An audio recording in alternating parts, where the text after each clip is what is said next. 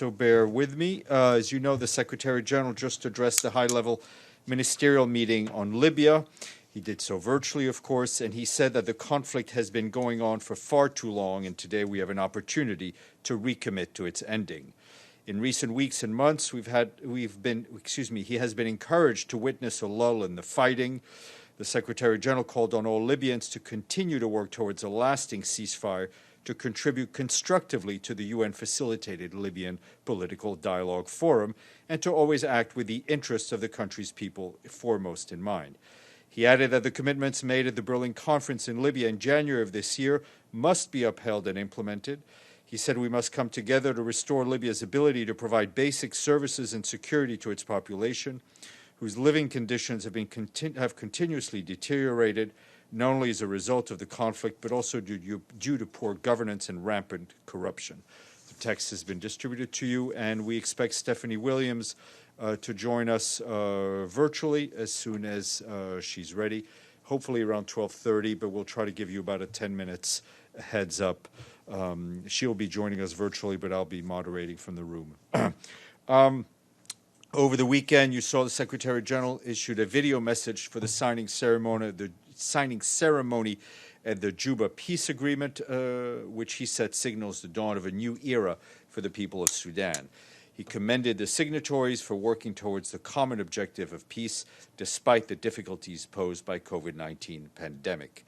Secretary General noted that the signing ceremony has a special meaning for the people of Darfur, offering hope for a more peaceful and prosperous future.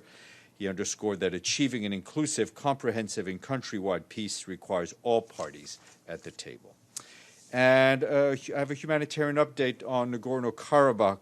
The UN Office for the Coordination of Humanitarian Affairs today said that they remain deeply concerned about the ongoing hostilities along the line of contact in the Nagorno-Karabakh conflict zone. They urge an immediate end to the fighting. Our humanitarian colleagues tell us that the hostilities reportedly continue to cause the loss of civilian lives and injuries, as well as damage to civilian properties and infrastructure. From the beginning of the latest round of hostilities for today, more than 40 civilians have reportedly been killed, and more than 200 others have been wounded on both sides. Hundreds of houses have been seriously damaged. We call on all sides to respect international human rights law and international humanitarian law, in particular by ensuring the protection of civilian population and by preventing damage to essential civilians. The UN country teams in both Yerevan and Baku stand ready to respond to humanitarian needs as they emerge. Neither government has requested international assistance from us. And the UN, couple of notes from Yemen. The UN mission to support the Hudaydah agreements says that it is alarmed by recent escalation of violence in various districts of Hudaydah Governorate. The mission calls on all sides to de-escalate to prevent a spiral of violence that could lead to more human suffering, loss of life, and destruction. The UN mission urges all parties to immediately stop the fighting and return to the joint mechanism established over the last 2 years so as not to put the population at further risk and jeopardize the delivery of humanitarian assistance. And also the Food and Agriculture Organization reported that the closure of its vaccination program in Yemen has increased animal disease and mortality. More than 215,000 rural households facing crisis and emergency food insecurity are now without part or all of their main source of income. FAO says that $3 million is urgently needed to restart the program.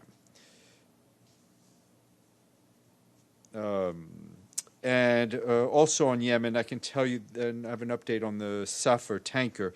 I can tell you that we remain extremely concerned about the oil tanker off the coast of Hudaydah, which is at risk of spilling more than 1.1 million barrels of oil into the Red Sea.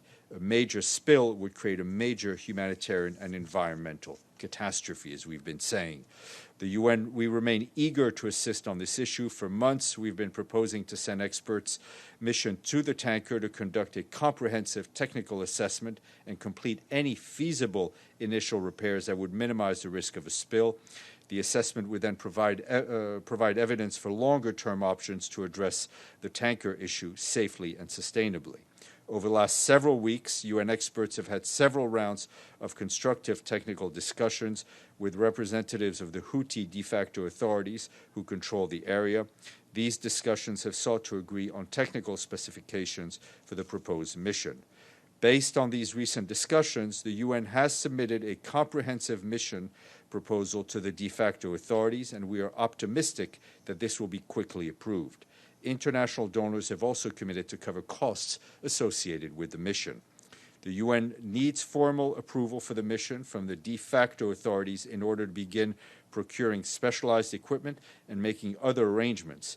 Based on current market availability of required equipment, we would need up to 7 weeks from receipt of approvals until the mission staff could arrive on site with necessary equipment.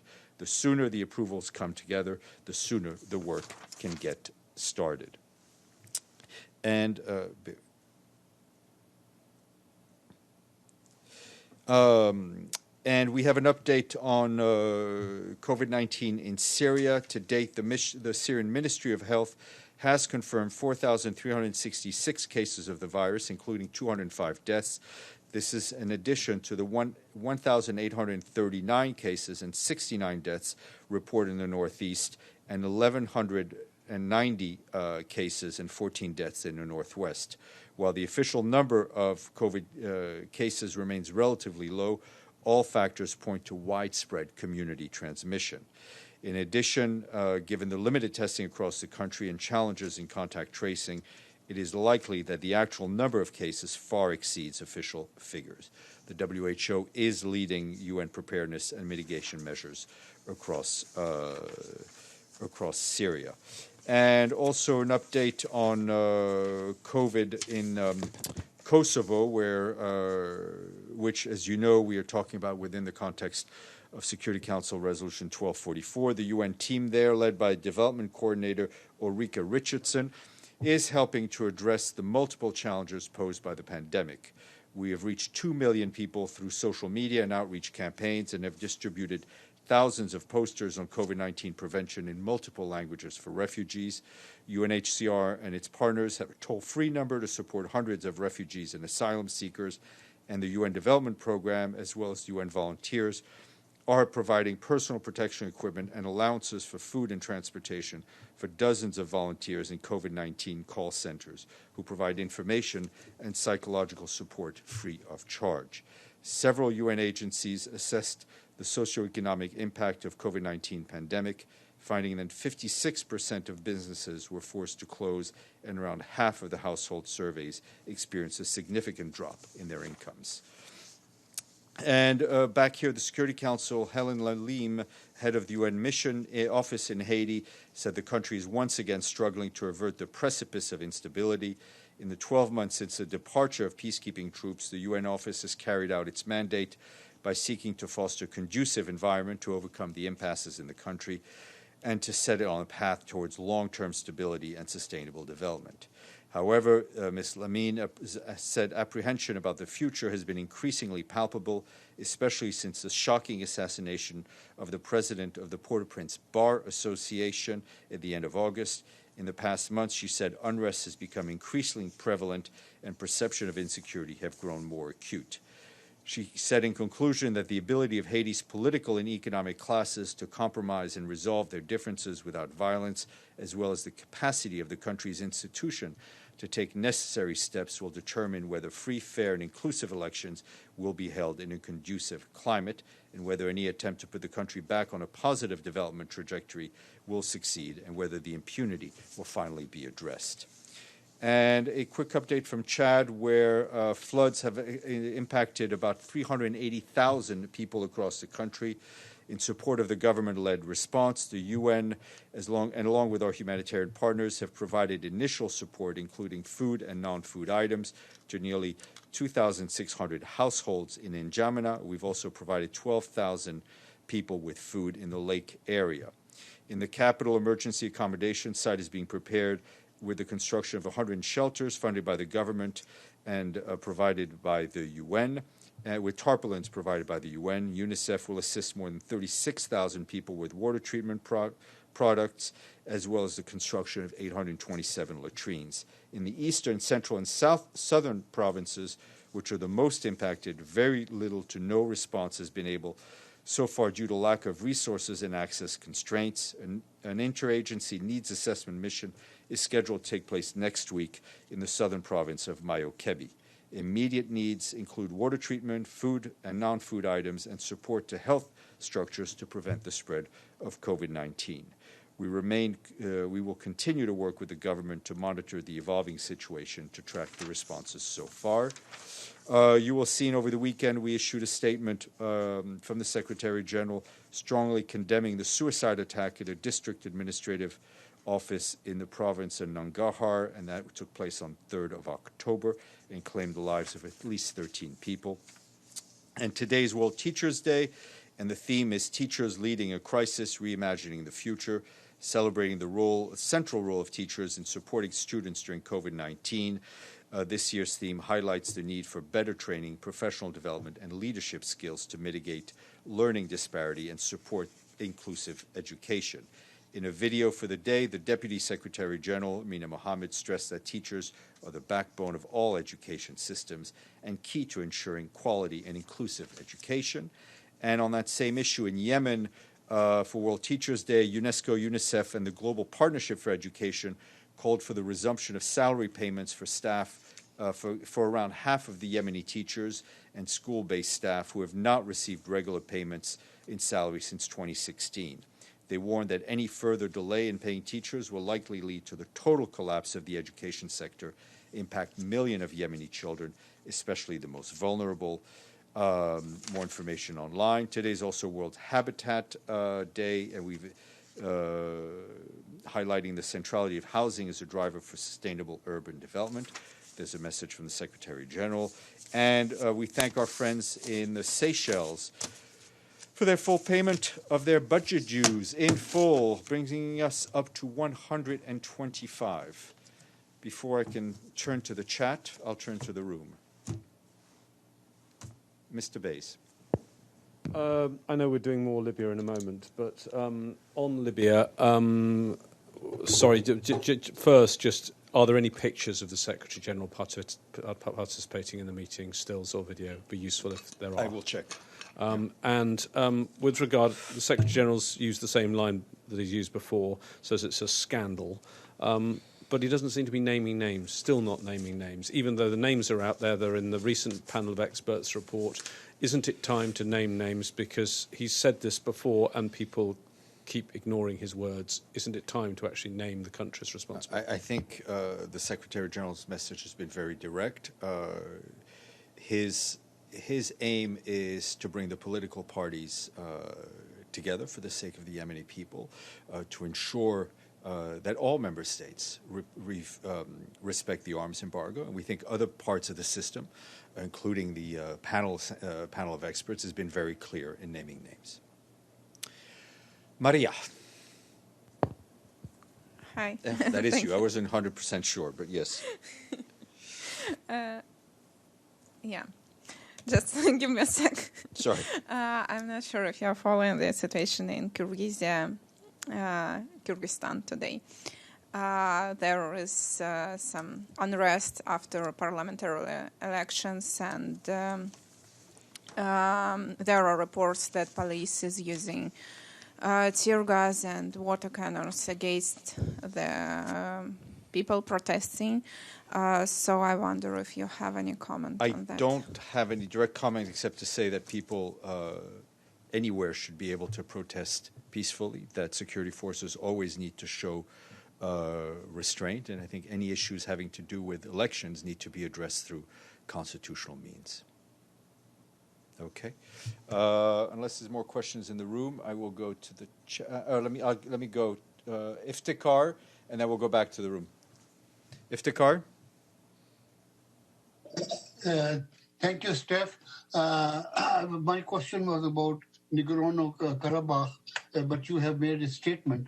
However, you must have seen reports today with Azerbaijan claiming that Armenian missiles even hit suburbs of Baku, the capital. Does the UN have any confirmation of that? Look, we don't have anyone on the front lines on the line of contact, but what I can tell you is that the Secretary General very directly condemns the escalation of violence that we've seen in the conflict zone in the past few days, despite, I think, repeated calls from the international community to immediately stop the fighting. We're very concerned about what we're seeing as kind of an extension of hostilities, and especially what we're seeing, which is a reportedly targeting of civilian areas. As if it needed to be repeated, but there is no military solution to this conflict. It is important that all the parties immediately cease military operations, and all relevant regional and international actors need to actively exercise their influence accordingly to achieve an urgent end to the fighting and return to negotiations under the auspices of the OSCE Minsk group co-chairs. Okay, Ray, and then we'll go to Toby. Thank you, Stéphane. As you know, there has been many cases of COVID-19 in the current administration. I mean, like top-ranked people in the administration. As UN building... Hold on. Toby, I need you to mute your mic, please. Thank you. Go ahead. Do you want me to repeat No, it's okay. I got it. Yeah. So in the UN building, are you thinking to change the protocol of the screening, since there has been many cases either in Washington D.C. or even here, like the 9 zip codes the mayor talked about? Look, we're in touch with the city health authorities on the situation in New York. Right now, our procedures have not changed. I think we have been extremely cautious right from the beginning, and we continue to be guided both by science and caution. So the occupancy of the building, of the campus, remains very low, and we continue to encourage people to wear masks, wash hands, use hand sanitizer. But at this point, there is no change in the procedures for the building. All right, Toby, you may unmute yourself, and then we'll go to Edie. Thanks, Steph. Can you hear me? Perfectly. My question is, we learned from Bloomberg today that forecasts for carbon emissions from the energy giant ExxonMobil are projected to increase, actually, by 17% by 2025. So my question is, does the UN still think it's worth it to partner with the private sector when they're on such a different page about fundamental environmental issues? Thank you.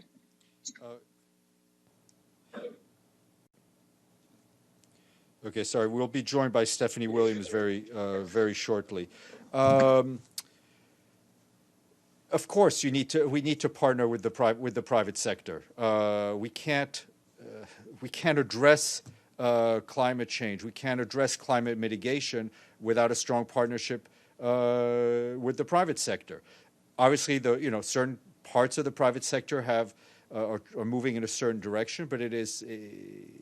I think the report that you see I think would only strengthen our need to be in full discussion with the private sector, and especially the energy sector.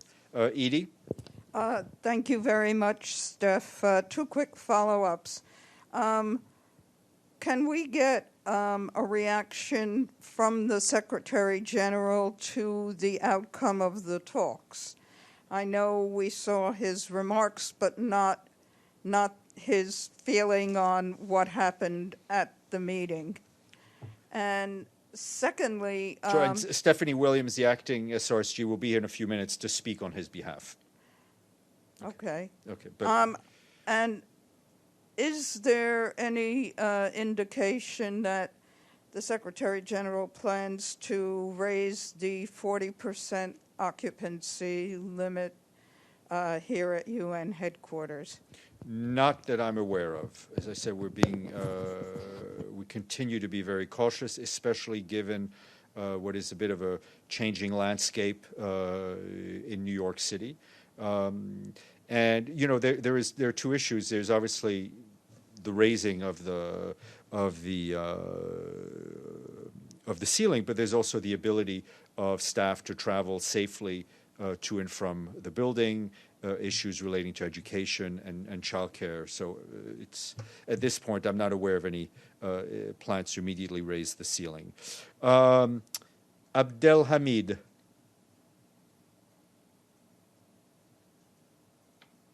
Thank you, Stéphane. And I'm going back to the issue of Nagorno-Karabakh. My question is, first, why the SG is not taking further step to send somebody to the region, a special envoy, or at least someone to talk to the parties? The fire is going on. You cannot put fire by giving speeches. You need to send a fireman. That's one thing. The second, not even once the SG referred to the Security Council resolutions. He refers to Minsk group.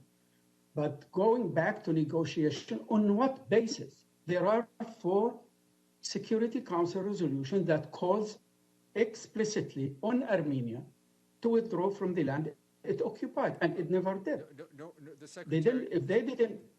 The Secretary General is not questioning the Security Council resolutions. What we have and what we've had in very recent history is the parties engaged with the co-chairs of the Minsk group of the OSCE. We believe that the Secretary General is not advocating for a second track where he would be in the lead. He believes that the parties and those who have influence in the parties should recommit to that track. I mean, I think as you heard the Secretary General say in various speeches, including General Assembly, he believes in the central role of regional peace and security organizations to also manage regional conflicts. The Secretary General has been in touch with the parties. He spoke to the President of Azerbaijan, the Prime Minister of Armenia. Other officials have been in touch with the OSCE, been in touch with the missions here. So we remain engaged. I'm going to go to Stefano, and then we will bring Stephanie Williams in. Thank you. Thank you, Stéphane. Question on Libya. It's been a month already. The 18 fishermen been captured by the militia of Haftar when they were working. And there's been a request for 4 Libyans. They are in Italian prison for accused with trafficking people. So now my question is that does the Secretary General is in any way involved in a way to find a solution to this? It's been already a month. Did the Italian government ask the help of the UN? I'm not aware of any requests from the Italian government. What I can tell you is refer you back to what the Secretary General said in his remarks, underscoring the risks that the ongoing, the fact that there is no political solution in Libya, underscoring the risks, the activities of criminal human trafficking networks that need to be dismantled, the inhumane ways that refugees and migrants have been treated. So let me welcome Stephanie Williams. Stephanie, can you hear us? Excellent. Can you hear us? Yes. Perfect. And we can see you. Thank you.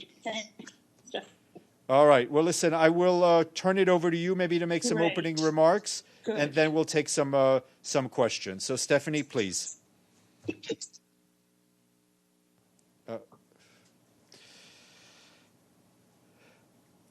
Terrific. Thank you very much. So I'd like to just provide a summary of today's high-level ministerial meeting on Libya, which was co-chaired by the Secretary General and the Foreign Minister of Germany. The meeting was attended by the Ministers of Foreign Affairs and senior... Sorry, should I continue? Please, go ahead. The meeting was attended by Ministers of Foreign Affairs and senior representatives of state and regional organizations states that are part of the Berlin process, as well as from Libya's neighboring countries. On behalf of the Secretary General, I want to thank the Foreign Minister of Germany, Mr. Maas, for convening this important meeting, which sends a critical message that the Libyan people need to hear. It is time to reach a ceasefire and an inclusive political settlement of the crisis.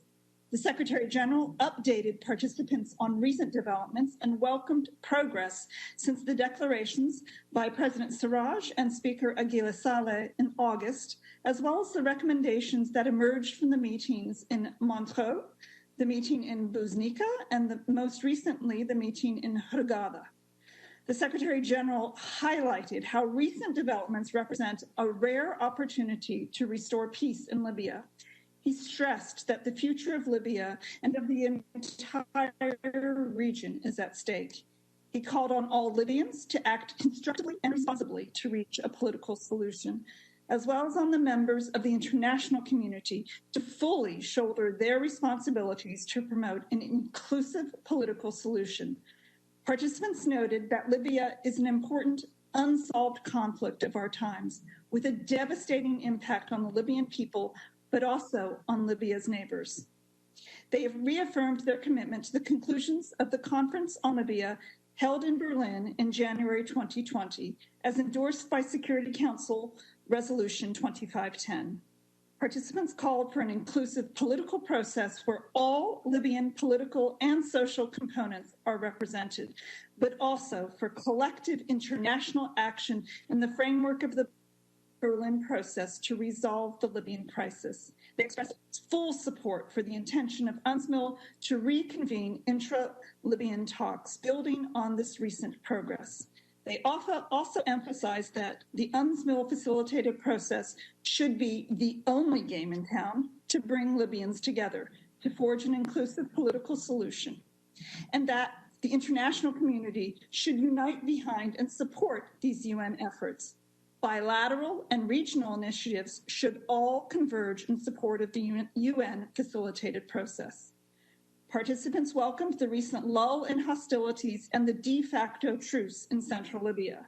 They stressed the need to immediately stop all foreign military interventions in Libya and violations of the UN arms embargo. They urged Libyans to swiftly implement a demilitarized zone in and around Sirte, but also to agree on a lasting ceasefire in the framework of the 5+5 Joint Military Commission talks, which we expect to reconvene in the coming weeks. They stressed the importance of ensuring the complete and unconditional lifting of the oil blockade to allow the resumption of oil exports. In this regard, the participants welcomed the ongoing discussions in the framework of the economic track regarding the equitable and transparent management of oil revenues among all regions of the country. Participants expressed concern about the deteriorating humanitarian situation and the impact of the COVID-19 pandemic in Libya, including on migrants and refugees. They welcomed the establishment in June by the Human Rights Council of the fact-finding mission to investigate human rights violations in Libya and committed to support its work. They urged all member states to provide more resettlement and evacuation places for refugees and asylum seekers stranded in Libya. Thank you. I want to thank the acting special representative. Also, Stephanie, if there's a way for us to get your opening remarks, that would be great. We'll go to Edie Lederer from the Associated Press. Edie. Thank you very much, Ms. Williams. On behalf of the United Nations Correspondents Association, we appreciate your doing this briefing. I have two questions. There seems to be a certain limited degree of optimism that perhaps this meeting might produce some results, but with the arms embargo so widely violated, could you give us any kind of indication from the countries that have been named as the major violators, especially the United Arab Emirates, Turkey, Egypt, others, of their commitments in terms of implementing the arms embargo? And secondly, the Secretary General said that the UN support mission in Libya is making preparations for a series of meetings and consultations that would facilitate the resumption of inclusive intra-Libyan political talks. Can you give us some details on these series of meetings, where and when they're going to take place? Thank you. Go ahead, Stéphane. Hold on, your microphone is not on.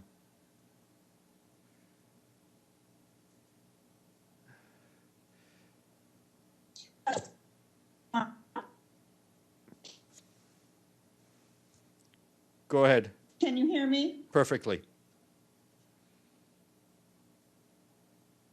Okay, second question first on really the series of consultations that myself and other members of the mission have been undertaking really since the conclusion of the very fruitful talks that took place in Montreux, Switzerland, which were track 2 talks and that produced some really tangible and we think productive recommendations on the way forward for the political process. So I have now engaged a wide swath of the components, the parties, the constituencies that will comprise the political talks. To update them, first of all, on everything that we have been doing, particularly since the production of the 2 statements, the one by Mr. Siraj and the one by Mr. Aguila Saleh on August 21st, which called for a ceasefire, resumption of oil productions, and a return to the political process. And what I'm hearing from all of these consultations, which include consultations, for instance, with a number of mayors. You know, there are 120 mayors, municipalities across Libya. We need to talk to them. We need to be talking. I've spoken to a large group of women in the last week. I've had consultations with a large number of young Libyans who comprise really a majority of the population. I've had discussions with the 2 chambers, the House of Representatives and the higher state council members, and so on and so forth. So, you know, one of the key recommendations has been for the resumption of the political talks, including that we must these must be inclusive, fully inclusive talks. That, you know, one of the lessons I think that we all learned from the past, couple of years, and certainly even before that, is that excluding key parties is really not a recipe for success in political talks. And so we will make sure that, for instance, minorities are included, as well as those who really have influence on the ground. And one of the other things that I've heard loud and clear from Libyans is that the participants in the political talks should all sign a pledge that they will not put themselves forward. They will not put their own names forward for consideration for senior positions in any new executive that might emerge through the political process, or indeed for the sovereign positions, the 7 key sovereign positions in Libya. And so that I have heard that message. And I have also heard the message about limiting the ability of spoilers to destroy the political process. There are internal spoilers and there are external spoilers. With regards to the violations of the arms embargo, I would refer you also to the very good work of the panel of experts, which is extremely detailed in this regard, voluminous reports on really these egregious violations of the arms embargo. So, stuff and people are still pouring into Libya. So the good thing is we have a lull in hostilities. We basically have a de facto ceasefire on the ground, which is good because that helps the political process. That keeps things calm so that we can get back to the dialogue table. But we are also very trepidatious about this continuing influx of weapons and mercenaries and equipment into the country on both sides. And this really has to stop because it increases the risk of miscalculation on the ground. Thanks. Thank you. Could I follow up, because I didn't quite hear an answer to my question, though that was very interesting. What did you hear today from countries that are named in the panel of experts report on abiding by the arms embargo? And also, can you give us some dates and places for these next meetings on talks? So yes, all of these countries, all the countries and organizations that participated in today's meeting, recommitted themselves to the Berlin pledges, the Berlin commitments. Now in practice, we need to see those commitments translated on the ground in order for them to be credible. In terms of planning for the relaunch of the political dialogue, I am in internal consultations now within the UN. As you can imagine, it is a challenge to convene talks of this scale in the midst of a global pandemic. And I need to ensure that however and wherever we do this, the health and safety of the participants is my first priority, of course, in addition to the organizers, and my UN colleagues. So this is a very key decision, and I am working the internal traps right now, and I really should have some news in the coming days. Thanks. Thank you. James Bays, Al Jazeera. Thank you very much, Acting Special Representative, for doing this. James Bays from Al Jazeera. I know you referred us to the panel of experts report to the UN Security Council, but that is not being published. I mean, we've read it, we've seen leaked copies of it, but it's not being published. It does, though, as you say, have a great big list of those that are violating, notably Turkey, the UAE and Russia. Why do you not call out the names of those countries? Because this has been consistent, and they are the very countries that were taking part in your meeting today. And second question, just I know you're going to make an announcement soon, but can you give us some idea of the time frame for your big political talks? I'd heard a tentative date of October the 15th in Geneva. Is that seems very, very soon? So let me tackle the last part of the question first, which is that I would like to do this as soon as possible, preferably before the end of this month. Now, we also are going to be, and this will specifically, the military talks will specifically be taking place in Geneva, and we expect those to resume in the next couple of weeks. We're also, involved in the logistical arrangements for those talks in consultation with our colleagues in Geneva. Those are smaller talks, so you basically have 5 on both sides. So, when we're looking at, the health measures that need to be implemented, it's a little easier to tackle than a much larger scale political dialogue. We are mindful, of course, of other dates that have been put on the calendar, including Prime Minister Siraj's declaration announcement that he wishes to hand over power to a new consensually agreed executive by the end of October. So we are mindful of the political calendar, and we are working as fast as we can to reconvene these talks. On the issue of naming and shaming, look, we have never shied away from this, and the panel has also, I think, been explicit. You're right. I mean, I have not actually, seen the full panel report. That is provided to the Sanctions Committee. There is a firewall between the Sanctions Committee and the political mission. But the point being, and there are something like probably 9 countries that are intervening in the Libyan conflict. they all need to stop their intervention. They all need to stop the breaches of the arms embargo. One thing that is true, and that is, I think, quite devastating for the Libyans, is almost their complete loss of sovereignty. And we intend to help them restore that sovereignty through a Libyan-led and Libyan-owned political process that, by the way, should end with the explicit objective of national elections. Thank you very much. Next question goes to Ibtisam Azam. Ibtisam? Hi, Steph. Thank you, Ms. Williams, for the briefing. My name is Ibtisam Azam from the Daily Arabic Al-Arab Al-Jadid. I have a follow-up on Edith and Jane's question regarding the countries and the commitments. Did you hear these commitments before? And when countries pledge that they're not going to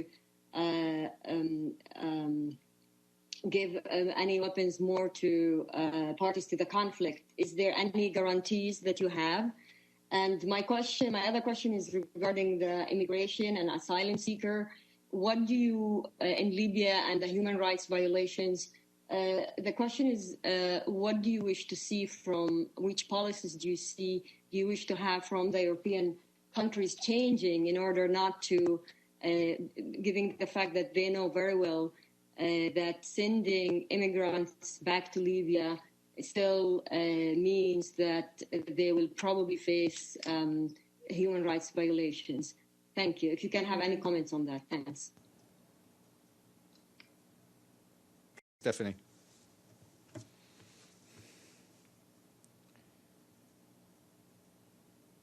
Sorry, we can't hear you. I'm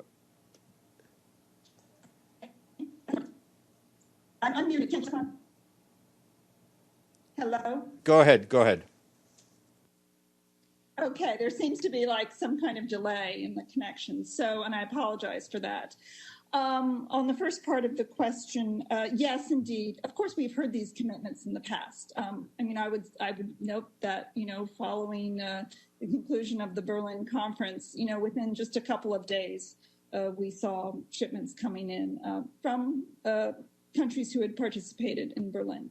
Now, this, gets to, the international community needs to act in concert. There needs to be pressure placed on those who are violating the UN arms embargo. I would note that I think, Operation Irene has also, I think, played a useful role, and particularly in the last several months, in terms of, helping to uphold and to really bear witness to violations of the arms embargo. But, here's also, frankly, where the members of the Sanctions Committee, need to do their work. Countries need to be sanctioned when they're violating UN resolutions.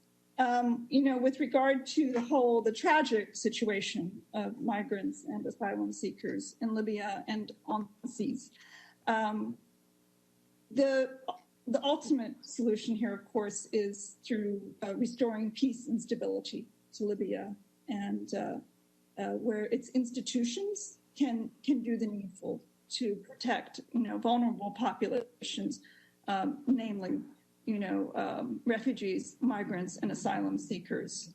And really, Libya is not a safe. Libyan ports are not safe ports of return for migrants, and we shouldn't be putting these vulnerable people back into harm's way, whether they're going into Ministry of Interior run detention centers or many unofficial detention centers that are operated in Libya. Thanks. Thank you. Abdelhamid Sayam. شكرا جزيلا سيدة ستيفاني ويليام. عبد الحميد صيام من القدس العربي. I have two questions. When Berlin meeting was taking place, and right after it was over, the Secretary General said there are a number of countries who violated the arms embargo, who were meeting in Berlin conference before the ink of the statement. dried up. That's what he said. So these same people who were violating the arms embargo in Berlin conference, 19th of January, they were invited to the ministerial meeting today.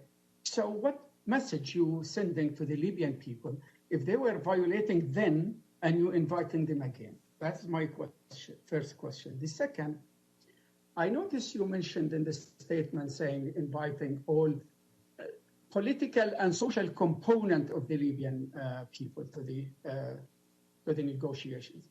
So are you intentionally excluding the military personnel, those who are the spoilers, who sabotage the Libyan dialogue in the past, especially on April 4, 2019, and they are accused of committing war crimes with the discovery of the massive graves in Misrata and other towns in Libya?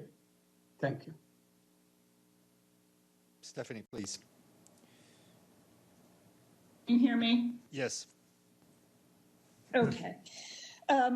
Look, Berlin is an important international framework. It is really the only table around which some of the countries who are directly interfering in the Libyan conflict convene. And it is important for there to be a dialogue around this table. It needs to be a candid dialogue. And what I saw today was a very candid dialogue where many others in the international community were calling for all countries to abide by the UN arms embargo. What we need to see is to turn this negative interference, this very dangerous interference in a country which is already awash in weapons. Libya doesn't need any more weapons. And certainly this is a direct threat to Libya's neighbors. We need to turn that negative interference into positive interference to encourage the Libyans to come to the political dialogue table now. And I think the Libyans are ready to do this. And so what they need is the full support of the international community. With regard to the inclusive nature of the political dialogue, what I will say first is, in Berlin, there are several tracks. We have the political track, we have a military track, and we have an economic track. And then as an overarching umbrella, we have a track for international humanitarian law and human rights, which really, interacts with the other three tracks. So when I say inclusive, I mean inclusive. It is also true that in the military track, we have 5 representatives from each side of the conflict. We have 5 military officers from the Government of National Accord Forces, and we have 5 officers from the Libyan Arab Armed Forces. And these are military talks. They are not political talks. We leave politics at the door when we sit down, and we hope to have, as I said, these talks to resume as soon as possible. Now, there are obviously forces on the ground who have influence and who are then in the political talks represented. They have representatives.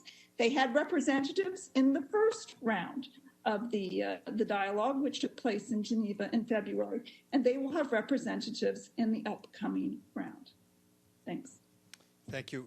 I know we have to let you go by the top of the hour, so we have time for one more from Ray from Sky News Arabia. Thank you, Stéphane. Thank you, Madame Stéphanie. I have 2 questions, actually. The first one is regarding these initiatives and conferences about Libya. We have seen in Montreux, we have seen Hudaydah, Egypt, Berlin twice, and Buznika in Morocco. Are these conferences and initiatives helping you as a special envoy or making things complicated? Second question, the Secretary General in the opening ceremony of the UNGA, he talks about the phenomenon of the mercenaries, but today he didn't mention this. Is it over or still this problem is going on? Thank you. Go ahead, Stephanie. Sorry. Hi. The Secretary General did, of course, explicitly mention the violations of the UN arms embargo, and that includes, it's not only materiel that's coming in, it is also people in the form of mercenaries, and this is, as we've said, highly unhelpful to ensuring that we, are able to keep some calm on the ground and resume the political track. Thank you for mentioning the meetings that have taken place in the last month or so. Yes, they are all in consultation with me, with the UNSMIL mission. So the Buznica talks are talks that bring together representatives from the House of Representatives and the Higher State Council to agree, the competencies for the 7 sovereign positions under Article 15 of the Libyan Political Agreement. And this also helps to build confidence between these two chambers, which have sometimes, not really cooperated. This is good for the resumption of the full political process. Similarly, in Hudaydah, there were face-to-face talks. These were the first face-to-face talks between, security and military actors under UNSMIL. They were hosted by the Egyptians, but under UNSMIL auspices. It was UNSMIL who was in the room for those talks. And so those talks were also important confidence-building measures. They really made some key recommendations about, the release of people who have been arrested because of identity accusations, and also, essentially prisoners taken during the course of the conflict. They also called for the resumption of all flights within the country and open the roads to allow Libyans, to be able to travel. And they also called for direct face-to-face talks at the Joint Military Commission as soon as possible to really discuss, the details of this proposal for a demilitarized zone in central Libya, starting with the city of Syria, where 130,000 civilians are directly in harm's way. We have had several rounds of the JMC previously, but they were not face-to-face. They were parallel talks. Now the Libyans want to meet face-to-face. I think that's a very positive step, and we are working, as I said, very hard to convene those talks in the next couple of weeks. So stay tuned for an announcement on a date. Thank you. Stephanie, thank you so much. For the record, Stephanie Williams, the acting special representative, was joining us from Tunis. And good luck with everything coming in the days and weeks ahead. And we look forward to welcoming you back here virtually or in person, inshallah. Thank you. Thanks so much. Take care. Bye.